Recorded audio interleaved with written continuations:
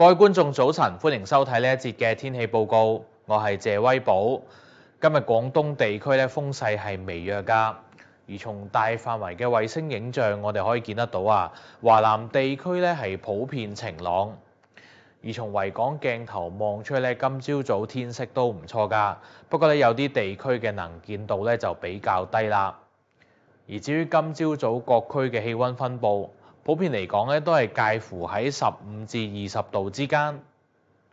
而至於今日嘅詳細天氣預測，會係部分時間有陽光，早上局部地區能見度係較低㗎。日間温暖，市區最高氣温咧大約係25度，新界再高1-2度。風方面係吹輕微至和緩嘅東至東南風。